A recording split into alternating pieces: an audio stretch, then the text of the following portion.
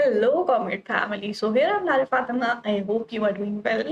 So यहाँ पे हम कर रहे थे first year BCom semester first का environmental studies and environmental studies में आज का हमारा टॉपिक है challenges of population growth environment and human relation. So इन सारी चीज़ों के बारे में हम पढ़ने वाले हैं कि भाई पॉपुलेशन ग्रोथ जो हो रही है उसके क्या चैलेंजेस हैं एनवायरमेंट के एंड ह्यूमन हेल्थ रिलेशन के। सो इनके बारे में हम आज की वीडियो में डिस्कस करेंगे। क्या क्या टॉपिक्स पढ़ने वाले हैं वो देख लेते हैं। सबसे पहले हम देखेंगे introduction, distribution in the world. किस तरीके से पॉपुलेशन का डिस्ट्रीब्यूशन किया गया है पूरी वर्ल्ड में। Population distribution in the world, what does carrying capacity means. Carrying capacity क्या होती है, एचडीआई कॉन्सेप्ट क्या है, effect of population on environment, population का एनवायरमेंट पर क्या इफेक्ट पड़ता है, impact of environment on human health, human health पर एनवायरमेंट का क्या इम्पैक्ट है। ठीक है, सो ये सारी चीजें हम आज की वीडियो में डिस्कस करने वाले हैं। सो स्टार्ट करते हैं एंड देखते हैं सबसे पहले population distribution in the world में किस तरीके से पॉपुलेशन का डिस्ट्रीब्यूशन पैटर्न है। ठीक है, global population is growing at phenomenal rate. It took all the human history until 1830 for the world population to reach 1 million. Global population का मतलब क्या है कि पूरे ग्लोब की जितनी भी कंट्रीज हैं, जहां पर भी पूरी दुनिया में लोग रहते हैं, उसको हम ग्लोबल पॉपुलेशन बोलते हैं। ठीक है, किसी भी एक पर्टिकुलर कंट्री की होगी तो उसको हम बोलेंगे कि ये इंडिया की है, ये चाइना की है, ये अमेरिका की है। ठीक है, बट ग्लोबल पॉपुलेशन जो है उसका मतलब है कि पूरे वर्ल्ड की। ठीक, जो पूरे वर्ल्ड की पॉपुलेशन है वो एक फिनोमिनल रेट से ग्रो हो रही है। ठीक है, एंड ह्यूमन हिस्ट्री में अब तक 1830 जो ईयर आया था उसमें वर्ल्ड पॉपुलेशन जो थी वो 1 मिलियन पहुंची थी। ठीक है, 1830 में पूरे ग्लोब की बात कर रहे हैं हम। The second billion was achieved in 100 years. अब देखो यहाँ पर क्या बोला कि 1830 में जो पॉपुलेशन थी वो 1 बिलियन पहुंची। ठीक है, उसके 100 ईयर्स बाद, ठीक है, 100 ईयर्स बाद अगर हम देखें इट मीन्स 1930 में दूसरा बिलियन तक पहुंची। इट मीन्स कि 2 बिलियन हो गई। ठीक है, तो यहाँ पर क्या बोला है कि 100 ईयर्स में 1 बिलियन ग्रो हुई। ठीक है, and the third billion in 30 years. तो देखो यहाँ कितना रैपिड चेंज आ गया। ठीक है, कि भाई पहले क्या था, पहले जो था वो 100 ईयर्स में 1 बिलियन बढ़ी, बट अब 30 साल में ही 1 बिलियन बढ़ गई। इसका मतलब ये है कि बहुत ज्यादा तेजी से ग्रो हुई। तो 1930 से 1960 हो जाएगा। ठीक है, 1960 में 3 बिलियन हो गई। अब आप देख रहे हैं किस तरीके से इंक्रीज हो रही है। The 4th billion in 15 year, decrease होते जा रहे हैं ईयर एंड पॉपुलेशन इंक्रीज होती जा रही है 15 ईयर्स में, 1960 से 1975 में। ठीक है, 75 में जो थी वो 4th नंबर पे आ गई, यानी कि 4 बिलियन हो गई। ठीक है, 4 बिलियन हो गई and 5th billion in only 12 years. Year कम होते जा रहे हैं क्योंकि इतनी तेजी से पॉपुलेशन यहाँ पर इंक्रीज हो रही है। एंड 12 ईयर्स में, तो 12 ईयर्स में हमारा यहाँ पर आ जाएगा 87। ठीक है, 87 में यहाँ पर हो गई 5 बिलियन।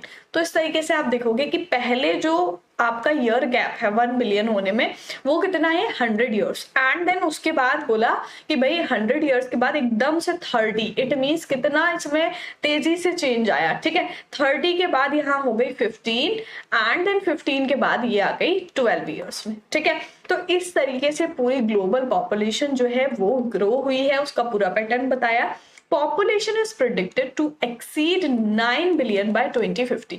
अब देखो यहाँ पर 5 बिलियन बोला 1987 में, तो क्या बोला गया है कि ये प्रिडिक्ट किया गया है, ये माना गया है कि पॉपुलेशन जो है वर्ल्ड पॉपुलेशन की बात करें तो 2050 में, अभी क्या चल रहा है 2024 चल रही है, तो 2050 इट मीन्स कि आफ्टर 26 ईयर्स क्या होगा 9 बिलियन तक एक्सीड कर जाएगी पॉपुलेशन। ठीक है, we are made very aware of threats of changing climate. Threats का मतलब जो खतरे हैं। ठीक है, हमें उन खतरों से अवेयर होना चाहिए, किस लिए, ताकि जो क्लाइमेट चेंज हो रहा है, how rising sea level could force million out of their homes, threaten food security and increase conflict, but rising population can only make all these effect worse। देखो जो क्लाइमेट चेंज यहाँ पर बोला कि भाई सी लेवल जो है वो बढ़ रहा है। ठीक है, सी लेवल बढ़ रहा है, उससे क्या हो रहा है, वो बहुत सारे ऐसे घर होते हैं जो सी के आसपास हैं, उनके लिए खतरा है, थ्रेट है। ठीक है, फूड सिक्योरिटी का खतरा है, कॉन्फ्लिक्ट बढ़ने का खतरा है, ठीक है। बट ये सारी चीजें कैसे हो रही हैं, जैसे जैसे पॉपुलेशन इंक्रीज हो रही है तो ये सारी चीजें और ज्यादा वर्स होती जा रही हैं और ज्यादा बुरे इफेक्ट इनके पड़ने वाले हैं, ठीक है। सो पॉपुलेशन डिस्ट्रीब्यूशन किस तरीके से गिवन है, आई होप क्लियर हो गया होगा। देन नेक्स्ट पॉइंट हम देखते हैं, larger population need more land for crop. वही जाहिर सी बात है, जैसे जैसे पॉपुलेशन बढ़ेगी वैसे वैसे लोगों की जरूरतें बढ़ेंगी। इट मीन्स कि अगर मान लो एक फैमिली में 5 लोग हैं, ठीक है, 5 मेंबर हैं, ठीक। अब यहाँ पर 5 मेंबर कितना खाएंगे, मान लो 1 किलो गेहूं खाते हैं, ठीक है, 1 किलो गेहूं खाते हैं। अब ये मेंबर 5 से 10 हो जाए, ठीक है, तो क्या होगा यहाँ पर, जैसे यहाँ पर पॉपुलेशन इंक्रीज हुई, सीधे से डबल हो गई, वैसे ही यहाँ पर जो रिसोर्सेज हैं उनकी भी जरूरत ज्यादा पड़ेगी, ठीक है। तो वो कैसे होगी, वो सारी चीजें बताएंगे। जैसे जैसे पॉपुलेशन ज्यादा बढ़ेगी वैसे हमें लैंड ज्यादा चाहिए क्रॉप के लिए, ठीक है। Reducing forest cover, forest cover जो है उसको रिड्यूस करेंगे, क्यों, क्योंकि घर बनाने होंगे। जैसे एक जगह पर 5 लोग रह रहे हैं वहीं 10 लोग नहीं रह सकते, तो जो पूरा एरिया गिवन है, फॉरेस्ट एरिया कवर्ड है, उसको फॉरेस्ट को कट करके वहां पर घर बना रहे हैं, बिल्डिंग्स बना रहे हैं, ठीक है। डिक्रीजिंग बायोडाइवर्सिटी, बायोडाइवर्सिटी डिक्रीज हो रही है। Ecosystem service and actually making climate change worse, और इकोसिस्टम सर्विस जो है उससे क्लाइमेट चेंज बहुत ज्यादा बेकार होता जा रहा है, क्योंकि बहुत सारी ऐसी स्पेशीज हैं जो एक्सटेंड हो गई हैं, कुछ इंडेंजर्ड है, तो इस तरीके की ये सारी चीजें खतरे में है सिर्फ पॉपुलेशन के इंक्रीज होने से। This we understand as a result of population more than required. यहाँ इस तरीके से हम समझते हैं कि पॉपुलेशन का क्या रिजल्ट निकल के आएगा, ठीक है। Overpopulation is also at the root of more immediate human problem. जैसे यहाँ पर बोला है कि ओवर पॉपुलेशन जो है वो एक जड़ है बहुत सी ऐसी ह्यूमन प्रॉब्लम्स की। जैसे फर्स्ट वन आ गया पॉवर्टी, पॉवर्टी मीन्स गरीबी। तो अगर जैसे बोला है कि अगर कोई एक फैमिली है, ठीक है, कोई एक कपल है, उनके 2 बच्चे होते हैं, ठीक है, 2 चिल्ड्रन है उनके। अब वो 2 की जगह 1 के 4 होते हैं, तो क्या सेम सैलरी में, सेम इनकम में वो लोग जो 2 को बेटर लाइफ दे पा रहे हैं वो 4 को भी दे पाएंगे? नहीं दे पाएंगे, ठीक है। तो इसी से क्या होता है, पॉवर्टी होती है, गरीबी होती है, अच्छा लिवलीहुड नहीं होता है। HIV एड्स, ठीक है, and childhood illness, access to drinking water and effectiveness of vaccination programs are all made worse by being overpopulated. HIV AIDS का खतरा है, ठीक है, चाइल्डहुड इलनेस होती है, या फिर ड्रिंकिंग वाटर जो है उसकी एक्सेस नहीं मिलना, या फिर वैक्सीनेशन प्रोग्राम जो होते हैं, उन सारी चीजों को ये ओवर पॉपुलेशन जो है वो खराब कर रही है, ठीक है। Although world is overpopulated in general, it is not area specific. अब यहाँ क्या बोला, हालांकि वर्ल्ड जो है वो पूरा ही हम कह सकते हैं ओवर पॉपुलेटेड है, हम जनरली बात कर रहे हैं पूरे वर्ल्ड की, ठीक है। किसी भी एक पर्टिकुलर एरिया की, किसी भी एक स्पेसिफिक एरिया की बात नहीं कर रहे कि भाई हमारे इंडिया में बहुत तेजी से पॉपुलेशन बढ़ रही है, या फिर चाइना में बहुत तेजी से बढ़ रही है, या फिर अमेरिका में बहुत तेजी से बढ़ रही है। तो ऐसा नहीं है, यहाँ पर पूरे वर्ल्ड की बात की जा रही है जनरल, तो पूरे वर्ल्ड में ही ओवर पॉपुलेशन हो रही है, ठीक है। As per the estimate of 2009 world total population is 6.829 billion. अब देखो यहाँ पर बोला है कि 2009 की अगर बात करें तो 2009 के एस्टिमेट के हिसाब से जो वर्ल्ड पॉपुलेशन थी वो कहाँ पहुंच गई थी, 6.829 बिलियन। और ये प्रिडिक्ट किया गया है कि 2050 में जाके 9 बिलियन तक पहुंच जाएगी, ठीक है। तो इसका मतलब तो यही है कि भाई तेजी से बढ़ रही है तो इसी तरीके से आगे भी बढ़ती रहेगी, ठीक। तो उसी की वजह से रिसोर्सेज की कमी होती है। आई होप क्लियर हो गया होगा। देन हम देखेंगे next point, what does carrying capacity means. Carrying capacity का क्या मतलब है? Carrying capacity means how much the earth can sustain in terms of resources, usages and population. अब देखो कैरिंग कैपेसिटी का मतलब सिंपल सा ये है कि भाई कोई भी चीज हो उसकी एक कैपेसिटी होती है, उसकी एक हद होती है, उससे बाहर आप नहीं कुछ कर सकते। जैसे अगर हम एक गिलास ले लें, ठीक है, एक गिलास ले ले, उसमें अगर आपका 250 ml वाटर आएगा, ठीक है, 250 ml वाटर आएगा, तो आप पहले 50 ml करते हो, 100 करते हो, 200 करते हो, 250 करोगे। 250 के बाद अगर आप उसमें और डालने की कोशिश करोगे तो वो क्या हो जाएगा, ओवर हो जाएगा, क्योंकि उसकी कैपेसिटी जो है वो 250 ml है, ठीक है। इसी तरीके से हर एक चीज की एक कैपेसिटी होती है। सो यहाँ पर बोला है कि कैरिंग कैपेसिटी ये है कि अर्थ कितना सस्टेन कर सकती है, हाउ मच, ठीक है, कितना सस्टेन कर सकती है इन टर्म्स ऑफ रिसोर्सेज या in terms of usages and population. It refer to the number of individual who can be supported in a given area within natural resources limit and without degrading the natural, social, cultural and economic environment for present and future generation. तो इसका simple सा मतलब यही है कि भाई ऐसा तो नहीं है कि जिस तरीके से पॉपुलेशन बढ़ रही है तो इसी तरीके से सालों तक बढ़ती रहेगी और अर्थ इसी तरीके से सारी चीजें देती रहेगी. नहीं, क्योंकि बहुत सारी चीजें ऐसी हैं जो लिमिटेड है, बहुत सारे रिसोर्सेज ऐसे हैं जो लिमिटेड है. तो अगर पॉपुलेशन इसी तरह बढ़ेगी तो वो रिसोर्सेज खत्म हो जाएंगे, सिचुएशन जो है वो बहुत ज्यादा खराब हो जाएंगी. तो यहाँ बोला है कि जितने भी नंबर ऑफ इंडिविजुअल हैं, जो भी लोग हैं, वो किसी एक पर्टिकुलर एरिया में रहते हैं तो वहां पर नेचुरल रिसोर्सेज उनको मिलते हैं, वो अपनी नीड्स को सेटिस्फाई करने के लिए नेचुरल रिसोर्सेज यूज करते हैं. तो उनकी भी एक लिमिट है, ठीक है, कि अगर आप लैंड यूज कर रहे हो, ठीक है, तो जहां तक जितना लैंड है आप उसको ही तो यूज कर सकते हो. अगर आप वो भी फुल हो जाएगा तो उसके बाद कहाँ जाओगे, कहाँ यूज करोगे, ठीक है. तो उसकी भी एक लिमिट है. अगर वुड की बात करें उसकी भी एक लिमिट है. अगर आप सारे पेड़ काट दोगे तो फिर वुड कहाँ से लेके आओगे, ठीक है.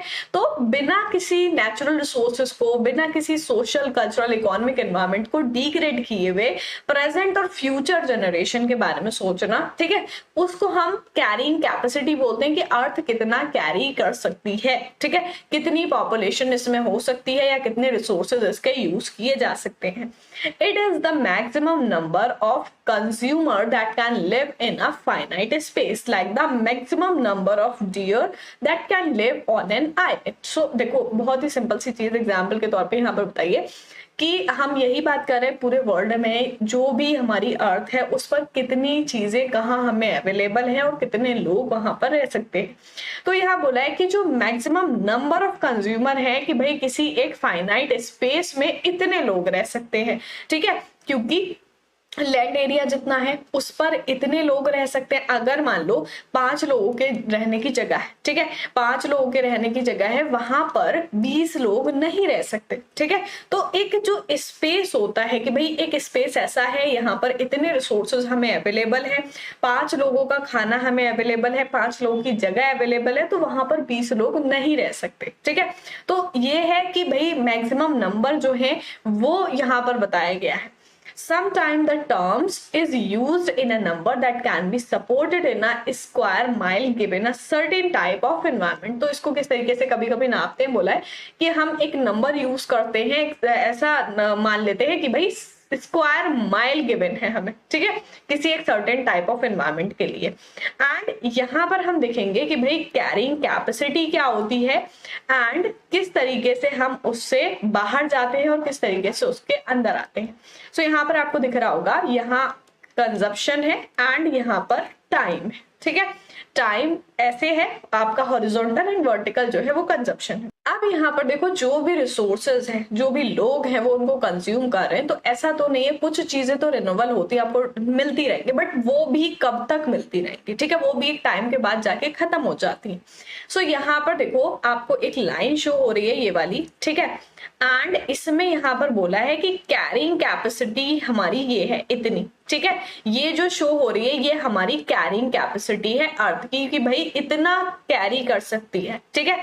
टाइम के साथ ये इंक्रीज हुआ कि भाई जो कैरिंग कैपेसिटी थी उससे कम था, ठीक है, पॉपुलेशन, रिसोर्सेस, सारी चीजें कम यूज हो रही थी, ठीक. अब ये यहाँ पर कैरिंग कैपेसिटी तक आ गया और जब कैरिंग कैपेसिटी से ऊपर जाएगा तो ये क्या हो जाएगा, ये ओवर हो जाएगा, ठीक है, ओवर शूट कर जाएगा. ये चीज जो ओवर जा रही है कैरिंग कैपेसिटी से, ठीक है, तो ये वाली चीज जो है वो ओवर शूट कर जाएगी. इट मीन्स कि पॉपुलेशन कैरिंग कैपेसिटी से ज्यादा हो गई, रिसोर्सेस कैरिंग कैपेसिटी से ज्यादा यूज हो रहे हैं, ठीक है.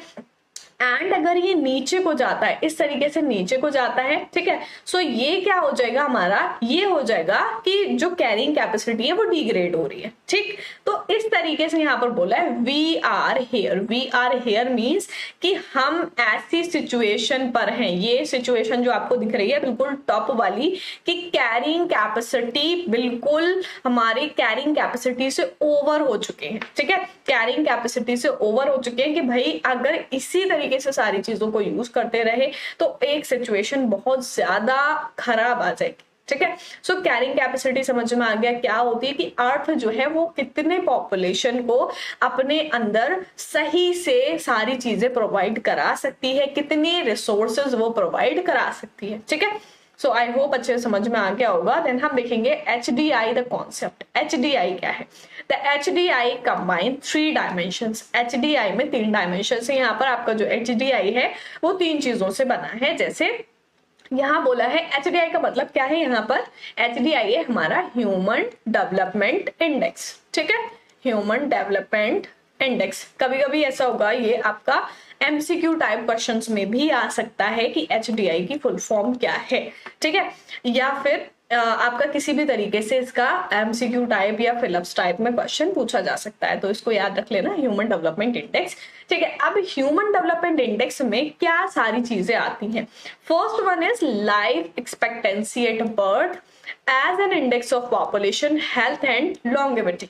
सो देखो, सबसे पहली चीज जो आती है वो आती है हमारी लाइफ एक्सपेक्टेंसी, कि जब कोई भी पर्सन पैदा होता है, कोई भी बच्चा पैदा होता है, उस टाइम पर उसकी लाइफ एक्सपेक्टेंसी क्या है। ठीक है, पॉपुलेशन के हेल्थ एंड लॉन्गेविटी में आ जाता है वो। ठीक है, तो इसमें हम कहें HDI में जो फर्स्ट डायमेंशन है हमारा वो है लाइफ एक्सपेक्टेंसी। ठीक है, life expectancy. And second one is knowledge and education, जिसको हम बोलते हैं लिटरेसी रेट। ठीक है, as measured by the adult literacy rate with 2/3 weighting and combined primary, secondary, tertiary GORS enrollment ratio with 1/3 weighting. So knowledge of education, second thing हमारी second dimension जो है वो आ जाती है एजुकेशन। एजुकेशन को बोलते हैं literacy rate. Literacy rate means कि भाई कितने लोग पढ़े लिखे हैं, कितने लोग अनपढ़ हैं। अनपढ़ लोगों का बोलते हैं इलिटरेसी रेट। ठीक है, इलिटरेसी और लिटरेसी दोनों चीजें समझ में आ गई। नॉलेज ऑफ एजुकेशन की जितने भी एडल्ट हैं, जितने भी पर्सन हैं, जो पॉपुलेशन है उसमें से कितने लोग पढ़े लिखे हैं। ठीक है, वो लिटरेसी रेट होगा। एंड यहाँ पर बोला है कंबाइंड प्राइमरी, सेकेंडरी और टर्शियरी, मतलब कि प्राइमरी जो है और सेकेंडरी और टर्शियरी तीनों का मिला के। And third is standard of living. Standard of living means कि कोई भी एक पर्टिकुलर पर्सन है या कोई भी एक पर्टिकुलर एरिया की पॉपुलेशन है, उसका लिविंग स्टैंडर्ड क्या है। ठीक है, as measured the natural logarithm of gross domestic product per capita at purchasing power parity, जिसको हम किस तरीके से नापते हैं? ग्रॉस डोमेस्टिक प्रोडक्ट से GDP कितनी है भाई, कि कितनी परचेजिंग पावर है। ठीक है, परचेजिंग पावर पैरिटी क्या है?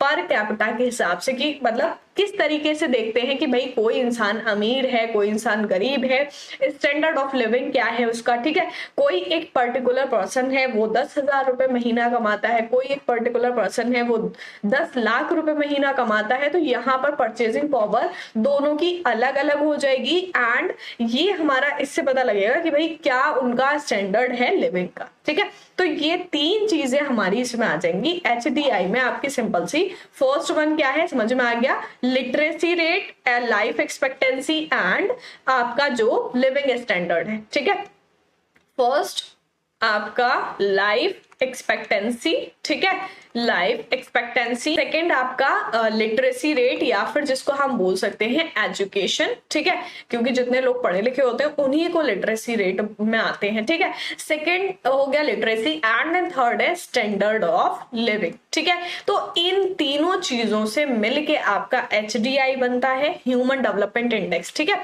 तो ह्यूमन डेवलपमेंट इंडेक्स क्यों बनाया गया है?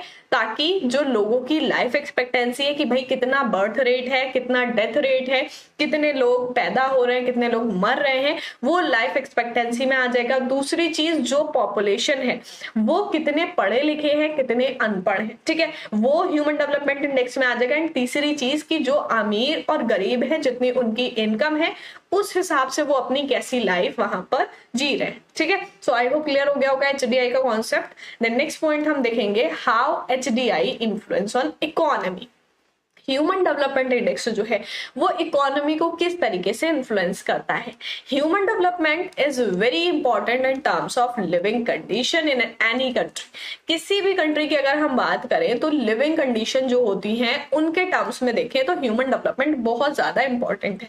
क्योंकि भाई जो लोग, ह्यूमन डेवलपमेंट क्या है कि जो लोग, जो पॉपुलेशन किसी भी पर्टिकुलर कंट्री में है उनका क्या डेवलपमेंट हो रहा है, ठीक है, किस तरीके से उनका लिटरेसी रेट बढ़ रहा है, किस तरीके से उनका स्टैंडर्ड ऑफ लिविंग बढ़ रहा है, ठीक है, वो डेवलपमेंट में आता है। The society committed to improving the life of its people must also be committed to full and equal right for all member of the country। तो जो सोसाइटी है, जिस मतलब सोसाइटी का मतलब हम जहाँ रहते हैं, हमारे आसपास के लोग जो हैं, तो सोसाइटी कमिट करती है कि भाई जो लाइफ है, जो लोग रह रहे हैं उनकी लाइफ और ज्यादा बेटर हो, इम्प्रूव हो, ठीक है, एंड सबको इक्वल राइट्स मिले जो भी कंट्री के मेंबर हैं। The UN considered 3 factor to calculate human development in an country। अभी देखो, अभी हमने 3 फैक्टर देखे थे, बट यहाँ पर क्या बोला है, यूएन जो है, यूनाइटेड नेशन, उन्होंने यहाँ पर 3 फैक्टर कैलकुलेट किए थे ह्यूमन डेवलपमेंट के लिए कि भाई किसी भी कंट्री का जो ह्यूमन डेवलपमेंट है उसको हम किस तरीके से पहचान सकते हैं कि ह्यूमंस का किस तरीके से डेवलपमेंट हो रहा है। These factor cover many aspect of a country including social development in a country. तो इसमें क्या इन्होंने कवर किया, बहुत सारे एस्पेक्ट्स थे, और उसके साथ साथ जो सोशल डेवलपमेंट था, सोशल का मतलब कि सोसाइटी में, सोसाइटी के तौर पर जो डेवलपमेंट था वो भी इसमें इंक्लूड था। Income, education and healthy living are considered to be the most important factor in human development. अब यहाँ पर वो 3 फैक्टर क्या हुए भाई, इनकम पहला तो हो गया, ठीक है, दूसरा एजुकेशन, तीसरा हेल्दी लिविंग। तो भाई यही हो गए हमारे हेल्दी लिविंग का मतलब, पहला जो है हेल्दी लिविंग, हेल्दी लिविंग आ गया हमारा लाइफ एक्सपेक्टेंसी में, ठीक है, दूसरी चीज एजुकेशन आ गई हमारी लिटरेसी रेट में, ठीक है, एंड तीसरा इनकम जो है वो आ गया स्टैंडर्ड ऑफ लिविंग में, ठीक है। तीनों चीजें समझ में आ गई। लाइफ एक्सपेक्टेंसी यही है कि कोई भी एक पर्सन है वो कितनी हेल्दी लाइफ जी रहा है, उसी हिसाब से उसकी लाइफ एक्सपेक्टेंसी होती है। कि भाई जो बच्चे 1 साल से पहले मर जाते हैं उनको बोलते हैं इन्फेंट मोर्टेलिटी रेट, ठीक है, एंड कि इतने लोग 50 से ऊपर जी रहे हैं, इतने लोग इतने जी रहे हैं, ठीक है, तो वो उनकी हेल्दी लिविंग के ऊपर होता है कि कितने लोग हेल्दी जी रहे हैं, उसको लाइफ एक्सपेक्टेंसी रेट में देखते हैं। एंड सेकेंड है एजुकेशन, तो एजुकेशन में आ जाता है हमारा लिटरेसी रेट में कि कितने लोग पढ़े लिखे हैं, पढ़ रहे हैं, एंड इनकम में ये है कि भाई स्टैंडर्ड ऑफ लिविंग जो है वो इनकम के हिसाब से होता है, किसी पर्टिकुलर पर्सन का या किसी भी सोसाइटी का क्या वहां पर इनकम है उस हिसाब से उनका स्टैंडर्ड होता है। तो ये फैक्टर माने जाते हैं ह्यूमन डेवलपमेंट इंडेक्स में, ठीक है, कि ये किस तरीके से ग्रो कर रहे हैं। कि भाई अगर स्टैंडर्ड ऑफ लिविंग लोगों का पहले से बेकार हो गया है तो डेवलपमेंट नहीं हुआ, यहाँ पर पहले से बेटर हो गया है तो डेवलपमेंट हुआ है, ठीक है। तो ये तीनों चीजें हमारी ह्यूमन डेवलपमेंट इंडेक्स में आती है, बहुत ही इंपॉर्टेंट डायमेंशन या इंपॉर्टेंट फैक्टर हम कह सकते हैं, ठीक है, which help to rid population of poverty and support human rights।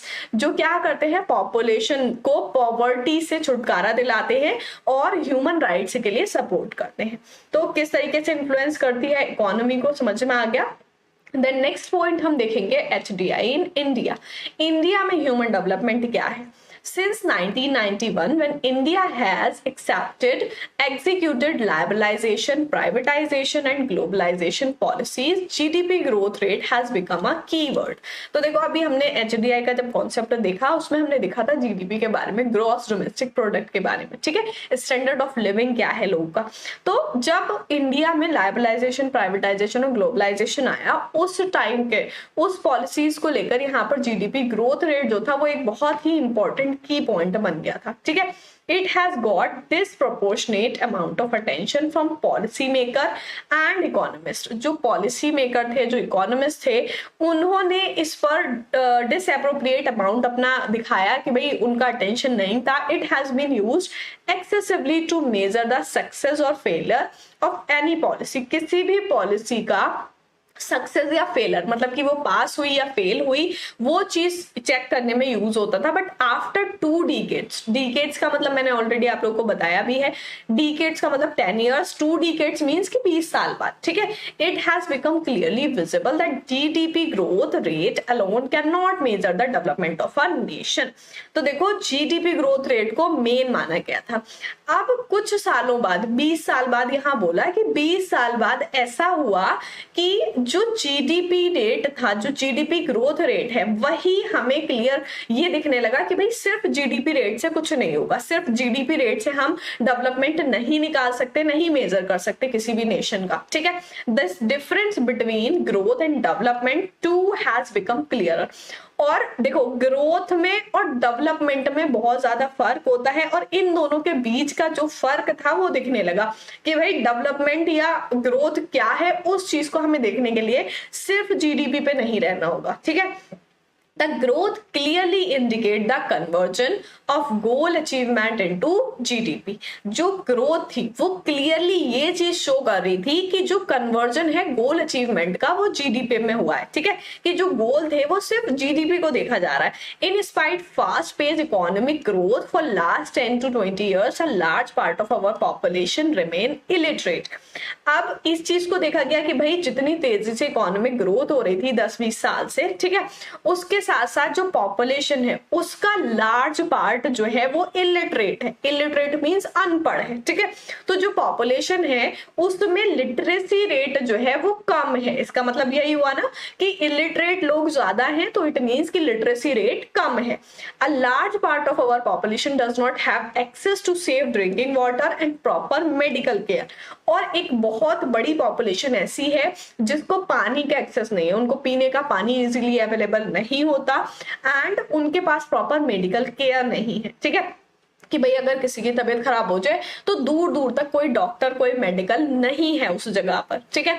All these facts suggest the need of a more holistic approach to measure the development and growth. अब इन चीजों को देखते हुए कि भाई पॉपुलेशन में इलिटरेसी रेट ज्यादा है, सेफ ड्रिंकिंग वाटर नहीं है, या फिर मेडिकल केयर प्रॉपर नहीं है, तो इन सारी चीजों को देखते हुए ये देखा गया, ये सजेस्ट किया गया कि भाई एक होलिस्टिक अप्रोच चाहिए, ठीक, एंड उसी से हम डेवलपमेंट और ग्रोथ मेजर कर सकते हैं। Human development index is the best available choice to measure the development. And इसके बाद इन सारी चीजों को देखने के बाद ह्यूमन डेवलपमेंट इंडेक्स आया, एंड ह्यूमन डेवलपमेंट इंडेक्स इस चीज की चॉइस बना कि भाई हाँ, इससे हम डेवलपमेंट जो है वो मेजर कर सकते हैं। क्यों? क्योंकि ह्यूमन डेवलपमेंट इंडेक्स की अभी हमने देखा डायमेंशन क्या होती है, लिटरेसी रेट हो गया, लाइफ एक्सपेक्टेंसी हो गई, और स्टैंडर्ड ऑफ लिविंग हो गया, ठीक है। तो ये सारी चीजें हमारी ह्यूमन डेवलपमेंट में आ जाती हैं। तो जो जो प्रॉब्लम यहाँ पर हमने देखी ऊपर, वो सारी इसमें कवर हो जाती हैं। It major the development on the basis of income, education and knowledge and life expectancy at birth. तो यही 3 इंपॉर्टेंट मेन चीजें हैं HDI की, कि भाई किस तरीके से मेजर होता है डेवलपमेंट, किस चीज के टर्म्स में मेजर होता है। पहला तो इनकम के बेसिस पर कि स्टैंडर्ड ऑफ लिविंग क्या है, दूसरा एजुकेशन के बेसिस पर कितने लोग इलिटरेट हैं या लिटरेसी रेट कितना है, एंड यहाँ पर तीसरी चीज है लाइफ एक्सपेक्टेंसी, ठीक है। सो आई होप क्लियर हो गया होगा इंडिया में HDI कैसा रहा, ठीक है, किस तरीके से उसको बढ़ावा दिया गया, किस तरीके से क्या क्या प्रॉब्लम फेस की गई जिसकी वजह से ह्यूमन डेवलपमेंट इंडेक्स आया, ठीक है। सो आई होप सारी चीजें अच्छे से क्लियर हो गई होंगी। एंड देन नेक्स्ट पॉइंट हम देखेंगे effect of population on environment. Population का एनवायरमेंट पर क्या इफेक्ट पड़ता है? बहुत ही खराब इफेक्ट पड़ता है। जैसे जैसे पॉपुलेशन बढ़ रही है वैसे वैसे हमारे एनवायरमेंट को उससे नुकसान पहुंच रहा है। The population of the world is slowly increasing. सबको पता है भाई कि पॉपुलेशन जो है वो धीरे धीरे बहुत तेजी से बढ़ती जा रही है। As this happen we need to take great caution in making sure we don't harm the environment. अब इसको देखते हुए जैसे जैसे पॉपुलेशन बढ़ रही है, हमें ये चीज देखने की जरूरत है कि हम ये मेक श्योर करें कि भाई पॉपुलेशन के इंक्रीज होने से एनवायरमेंट को कोई हार्म नहीं होना चाहिए, ठीक है। क्योंकि अगर एनवायरमेंट को हार्म होगा तो वो अल्टीमेटली ह्यूमंस के लिए ही हार्मफुल रहेगा, ठीक है। If we don't be careful, then it could lead to disastrous effect for us and nature। जैसे यहाँ पर बोला गया कि अगर हम इस चीज को लेकर केयरफुल नहीं रहेंगे तो ये हमारे लिए भी डिजास्ट्रस होगा और नेचर के लिए भी डिजास्ट्रस होगा, ठीक है। As cities grow larger and larger, natural land around them is being turned into homes and office building. बड़े बड़े शहर जो आपने देखे होंगे, वहां पर आपने देखा होगा कि दूर दूर तक कोई पेड़ नहीं दिख रहा है, ठीक है, दूर दूर तक कहीं लैंड एरिया वहां पर हरा भरा घास से नहीं दिख रहा है, ठीक है। क्यों? क्योंकि जो फॉरेस्ट एरिया है, जो लैंड एरिया है, उसको बड़ी बड़ी बिल्डिंग से खत्म कर दिया जा रहा है, ढक दिया जा रहा है, ठीक है। तो होम्स बनाकर या फिर ऑफिस बिल्डिंग में उसको कन्वर्ट करके नेचुरल लैंड जो है वो कम होता जा रहा है। तो किस तरीके से, वो कितनी तेजी से कम हो रहा है, कब तक कम होगा? जब पॉपुलेशन इसी तरीके से बढ़ती रहेगी तो एक टाइम ऐसा आएगा कि भाई रहने को जगह नहीं होगी, ठीक है। तो वो ह्यूमंस के लिए भी बहुत ज्यादा खराब हो जाएगा और नेचर के लिए भी खराब हो जाएगा। We need to set up more parks inside cities to allow for large amount of urbanization। आप देखो यहाँ पर क्या बोला है कि भाई हमें अगर कोई एक बहुत बड़ी सिटी है, ठीक है, वहां पर सब जगह बिल्डिंग्स ही बिल्डिंग्स है, ठीक है, तो वहां पर एटलीस्ट एक सेंट्रल पार्क बीच में, सेंटर में, या फिर किसी पर्टिकुलर सोसाइटी में वहां पर हमें पार्क्स सेटअप करने चाहिए, जिससे क्या हो, मतलब जो ग्रीनरी है वो बनी रहे, ठीक है, और ये पार्क जो है वो हमारे लिए हेल्पफुल हो, ठीक। These park had to beautify the city while helping to preserve our environment। हम अपने environment को भी preserve कर सके, city की भी beauty जो है वो increase हो जाए, ठीक है। क्या होगा भाई कि अगर हरा भरा आपको थोड़ा सा भी दिखता है तो माइंड जो है वो फ्रेश हो जाता है उसको देख के। एंड देखते हैं कि भाई अच्छी सांस लेने के लिए हम हरी भरी जगह पे जाके बैठते हैं, पार्क में जाके बैठते हैं। क्यों? क्योंकि पेड़ जो है वो हमें ऑक्सीजन देते हैं, तो अच्छी फ्रेश एयर जो है वो ह्यूमंस के लिए भी बेनिफिशियल होती है। इसलिए हमें नेचर को भी देखना है कि भाई हम बिल्डिंग्स बनाने की दौड़ में, ऊंची ऊंची इमारतें बनाने की दौड़ में जो लैंड एरिया है, जो ग्रीनरी है हमारी, उसको खत्म करते जा रहे हैं। तो इसका एक बहुत ही वर्स इफेक्ट एनवायरमेंट पर भी पड़ सकता है और ह्यूमन पॉपुलेशन पर भी पड़ेगा उसका, ठीक है। सो ये हमने देखा कि किस तरीके से पॉपुलेशन का इफेक्ट पड़ेगा। देन हम देखेंगे impact of environment on human health. अब एनवायरमेंट का क्या इम्पैक्ट पड़ेगा ह्यूमन हेल्थ पर? A clean and healthy environment is part and parcel of the health and quality of life that we desire for ourselves now and for our children in the future।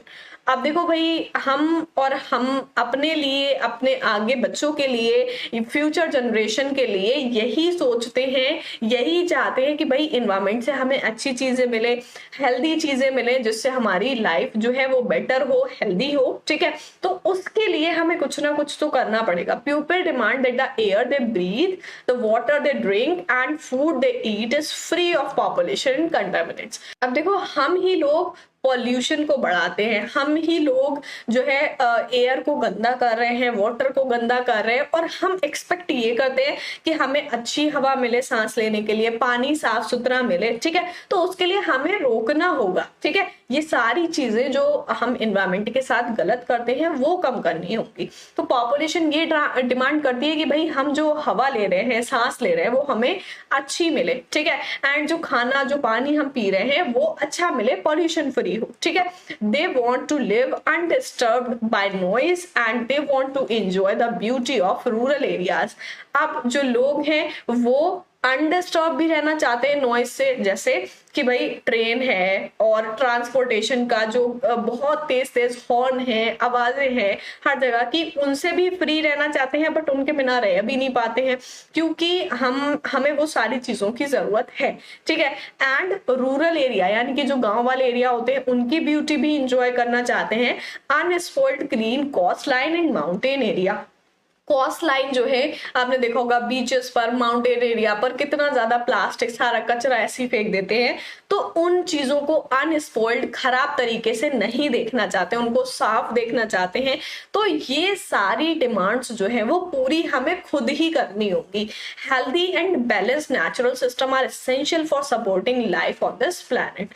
Healthy और balance natural system के लिए हमें, मतलब अपनी life को support करने के लिए अर्थ पर हेल्दी और नेचुरल सिस्टम चाहिए है, वो बहुत ज्यादा इंपॉर्टेंट है। Society relies on nature to provide us with the resources for our survival, air, water, food, fibre, medicine and building materials. जो सोसाइटी है वो नेचर से हमें क्या प्रोवाइड करती है, हमारे रहने के लिए, हमारे सर्वाइव करने के लिए जो चीजें हमें जरूरी होती हैं, जैसे एयर हो गई भाई, सबसे पहले तो हमें एयर ही है, क्योंकि हमें ब्रीथ करने के लिए एयर की जरूरत है, सबको ही पता है, ठीक है। बहुत सारी गैसेस उसमें प्रेजेंट है। ऑक्सीजन हम कहाँ से लेते हैं, एयर से लेते हैं, एटमॉस्फेयर में जो प्रेजेंट है। तो सबसे पहले हमें क्लीन एयर चाहिए विदाउट पॉल्यूशन, ठीक है, बट पॉल्यूशन भी हम लोग ही उसमें फैलाते हैं, ठीक है। एंड वाटर हमें सेफ चाहिए, ड्रिंकिंग वाटर के लिए हमें क्लीन वाटर चाहिए, ठीक है। फूड जो है वो हमें विदाउट पॉल्यूशन चाहिए, फाइबर चाहिए होते हैं। लाइफ को मतलब मेंटेन करने के लिए, सरवाइव करने के लिए बहुत सारी चीजें जो हम नेचर से लेते हैं वो हमें चाहिए होती हैं। बट जो चीजें खराब हो रही हैं, एनवायरमेंट में खराब हो रही हैं, वो सारा पॉल्यूशन भी हम ही लोग करते हैं, और उसका इम्पेक्ट अल्टीमेटली हम पर ही पड़ता है कि अगर हम एनवायरमेंट को हार्म कर रहे हैं तो वो हमारे लिए ही हार्मफुल है, ठीक है। सो जो भी हमारा एनवायरमेंट है हम उसको सेव करने की कोशिश करें, जो भी हमारे रिसोर्सेज है उनको सेव करने की कोशिश करें, पॉल्यूशन को कम से कम करने की कोशिश करें, ताकि वो ह्यूमन लाइफ्स के लिए बेटर हो सके। आई होप सारी चीजें बहुत अच्छे से क्लियर हो गई होंगी। अगर कोई डाउट हो तो आप कमेंट करके पूछ सकते हैं। आज की वीडियो में हमने देखा challenges of population growth, environment and human health relation, कि किस तरीके से जो पॉपुलेशन है वो बढ़ रही है तो एनवायरमेंट पर क्या इफेक्ट पड़ रहा है। तो फर्स्टली हमने देखा population distribution in the world, किस तरीके से पॉपुलेशन जो है वो डिस्ट्रीब्यूट की गई है पूरे वर्ल्ड में। कैरिंग कॉस्ट क्या होता है, HDI क्या है, ह्यूमन डेवलपमेंट इंडेक्स क्या होता है, एंड किस तरीके से इकोनॉमी को इन्फ्लुएंस करता है। इंडिया में ह्यूमन डेवलपमेंट इंडेक्स क्या था, क्या इफेक्ट पड़ता है पॉपुलेशन का एनवायरमेंट पर, और एनवायरमेंट का ह्यूमन हेल्थ पर क्या इम्पैक्ट पड़ता है। सो ये आज का हमारा लेक्चर था जिसमें ये सारे पॉइंट्स देखे। नेक्स्ट वीडियो में हम देखेंगे नेक्स्ट टॉपिक। सो मिलते हैं नेक्स्ट वीडियो में, तब तक के लिए गुड बाय।